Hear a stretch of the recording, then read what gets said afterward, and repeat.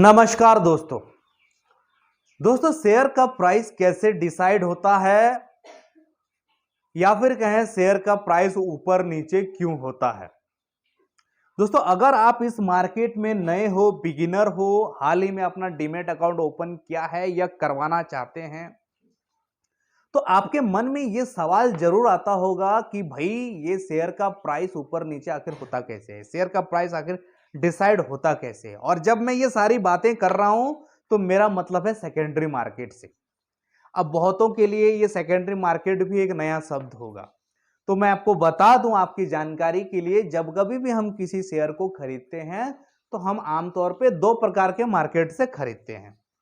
दो प्रकार में से पहला जो टाइप है वो है प्राइमरी मार्केट और दूसरा टाइप जिसे हम कहते हैं सेकेंडरी मार्केट। अब आप कहोगे प्राइमरी मार्केट क्या होता है, सेकेंडरी मार्केट क्या है, हमें तो यही नहीं मालूम। तो मैं आपको ब्रीफ में समझा देता हूं कि आखिर ये प्राइमरी मार्केट क्या है।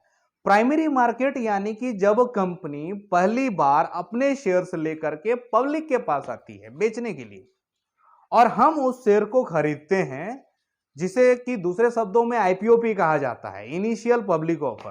तो जब कंपनी आईपीओ लेकर के आती है और हम आईपीओ में से शेयर्स को खरीदते हैं तो हम कहेंगे कि हमने जो शेयर्स खरीदे फलाने या ढिमके कंपनी का, वो हमने प्राइमरी मार्केट से खरीदा। ठीक है। सेकेंडरी मार्केट क्या है?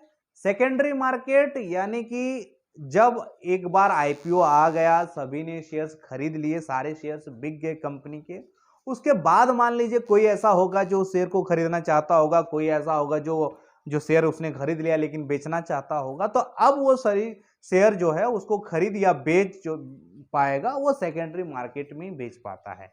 या फिर कहें आम तौर पे जो हम लोग शेयर की खरीद बिक्री करते हैं वो हम सेकेंडरी मार्केट में ही करते हैं।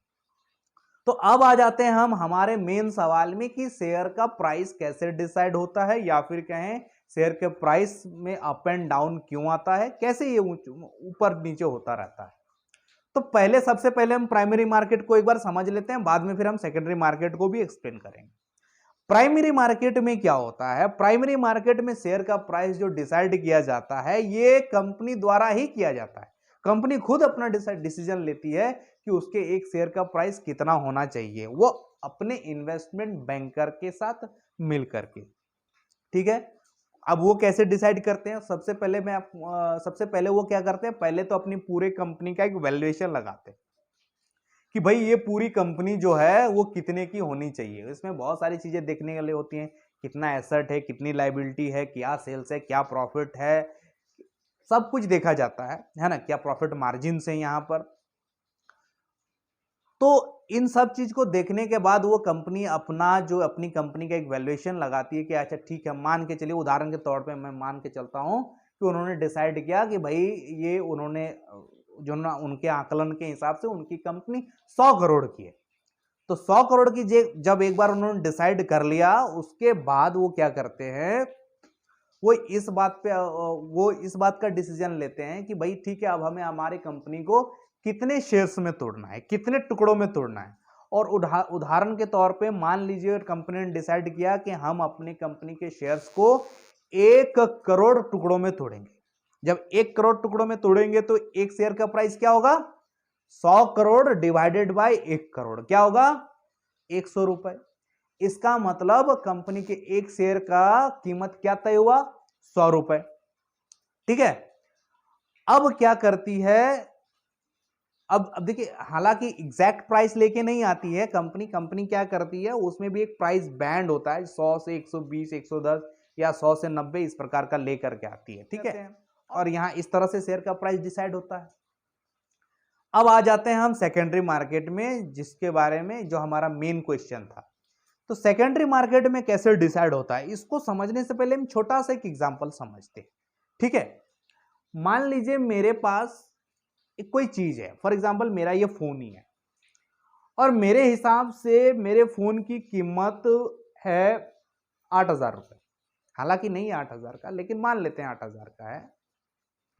तो 8,000 का मेरा ये फोन है और कोई XYZ कोई आदमी ऐसा है जो इस फोन को खरीदना चाहता है।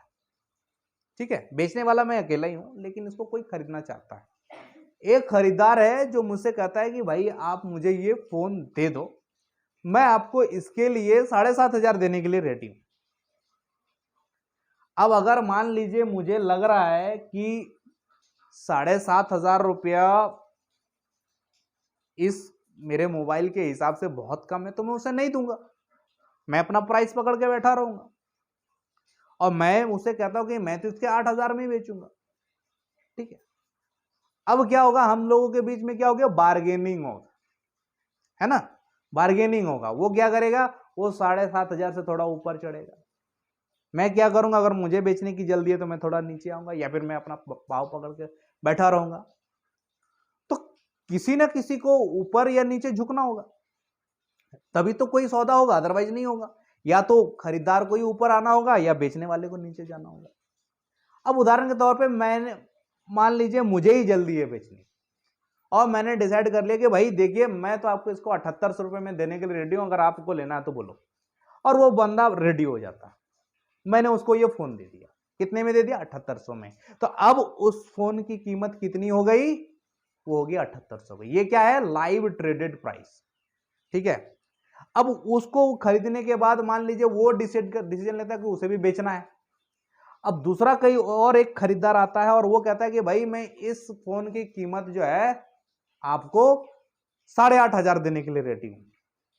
ठीक है, लेकिन ये बंदा बेचने के लिए मान लीजिए रेडी नहीं है 8,500 में, वो कहता है नहीं मैं तो इसको 8,600 रुपए लेने वाला हूं। और मान लीजिए खरीदने वाला जो है, जो इस फोन की डिमांड कर रहा है, वो रेडी हो गया 8,600 में। तो अब इसकी लाइव ट्रेडेड प्राइस कितनी होगी, अब हो गया वो 8,600। ठीक है, तो ये तो खैर यहां पे एक फोन है। शेयर मार्केट में क्या होता है, वो जो कंपनी के शेयर्स होते हैं वो बहुत सारे शेयर्स होते हैं, लाखों करोड़ों शेयर्स होते हैं, और खरीदने वाले भी लाखों करोड़ों हैं और बेचने वाले भी लाखों करोड़ों हैं। तो बेचने वाले अपने कीमत के साथ ऑफर कर रहे हैं, ये हर किसी ने अपना अपना प्राइस लगा रखा है। सपोज कीजिए वही 100 रुपए का अगर एग्जांपल हम ले लेते हैं, 100 रुपए वाला शेयर का, तो कोई मान लीजिए 101 में बेचना चाहेगा, कोई 102 में, कोई 99 में बेचने वाला है, कोई 105 में बेचने वाला है, कोई 120 में बेचने वाला है। इसी तरह खरीदने वाले भी अपना प्राइस लगाते हैं, कोई शेयर को खरीदना चाहता है 99 में खरीदना चाहता है, कोई 98 में खरीदना चाहता है, कोई 97, कोई 95, तो कोई 90। ठीक है, अब उसमें क्या होता है कि जो खरीदने वालों में जो सबसे ऊपर प्राइस, जिसने सबसे ज्यादा कीमत लगाया है, और बेचने वालों में जो जिसने सबसे कम लगाया हुआ है, उसके बीच जब होता है मेल, या फिर वहां से जब शेयर हाथ बदलते हैं, हैंड एक्सचेंज करते हैं, तो वो होता है लाइव ट्रेडेड प्राइस। और ये बहुत ही रैपिड फायर स्पीड में होता है। ठीक है, इसे लेकिन आप मोटा मोटी आप इसे समझ सकते हैं, और इस तरह से जो है वो शेयर के प्राइस जो है डिसाइड होते हैं, या फिर इस वजह से ही शेयर मार्केट में शेयर के प्राइस ऊपर नीचे होते हैं। ये प्योरली डिमांड एंड सप्लाई का गेम है। जब कभी भी किसी चीज की कीमत, किसी चीज का डिमांड बहुत ज्यादा आ जाएगा, तो डिमांड जब आ जाता है, बहुत ज्यादा लोग खरीदने वाले हो जाते हैं, तो बेचने वाले क्या होता है, ज्यादा भाव में बेचते हैं। ठीक है, और तब शेयर का प्राइस बढ़ने लगता है। और जब मान लीजिए किसी किसी कंपनी के शेयर्स को बेचने वाले बहुत आ जाते हैं, बेचने वाले यानी कि जिन जिन के पास है वो चाहते हैं कि जल्दी से इनसे पीछा छुड़वाया जाए, और खरीदने वाले बहुत कम है, यानी कि डिमांड बहुत कम है, और तब ऐसे में क्या होता है, शेयर का प्राइस नीचे आने लगता है। तो इस तरह से ही जो है, और इन्हीं कारण से डिमांड और सप्लाई के इम्बैलेंस के वजह से शेयर के प्राइस में उतार चढ़ाव होता रहता है, ये उसके प्राइस अप एंड डाउन होता रहता है। आशा करता हूं कि इस वीडियो में मैं आपको जो आज जिस टॉपिक पे हम डिस्कस कर रहे हैं उसे समझाने में मैं सफल रहा हूं। अगर ये वीडियो आपको पसंद आई होगी तो वीडियो को लाइक कीजिएगा, अगर चैनल पर नए हैं तो सब्सक्राइब कर लीजिएगा, क्योंकि मैं इसी तरह के टॉपिक्स पर वीडियो बनाता रहता हूं। तो फिर मिलते हैं फिर किसी एक और नए वीडियो में एक नए टॉपिक के साथ। तब तक इजाजत दीजिए मुझे, और तब तक के लिए धन्यवाद।